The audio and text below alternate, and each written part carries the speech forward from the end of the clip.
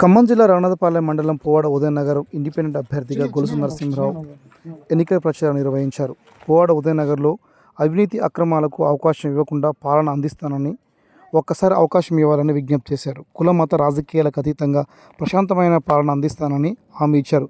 తన ఎన్నికల గుర్తు ఫుట్బాల్ గుర్తుపై ఓటు వేసి ప్రజలు గెలిపించారని విజ్ఞప్తి చేశారు.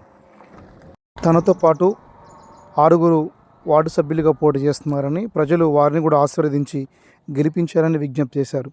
నీతికి నిజాయితీకి మారుపేరుగా నిలిచే అభ్యర్థుల్ని గెలిపించుకొని సుపరిపాలన అందించుకోవాలని విజ్ఞప్తి చేశారు.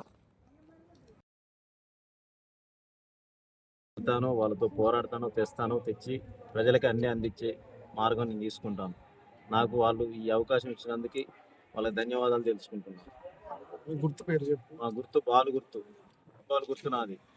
వార్డు నెంబర్ అది 1వ వార్డు వచ్చేసి స్టవ్ గుర్తు, 2వ వార్డు వచ్చేసి గ్యాస్ పొయ్యి గుర్తు, 3వ వార్డు వచ్చేసి గౌను గుర్తు, 4వ వార్డు వచ్చేసి స్టూల్ గుర్తు, 5వ వార్డు వచ్చేసి గ్యాస్ పొయ్యి గుర్తు, 6వ వార్డు వచ్చేసి స్టూల్ గుర్తు.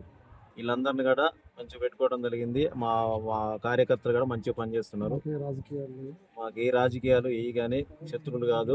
వాళ్ళకి నేను శత్రువుల ప్రజాసేవ చేయడానికి నేను ముందుకు వస్తున్నాను. ఓట్లేసి గెలిపించాలి, మంచిగా ప్రజలు మంచిగా గెలిపించాలి.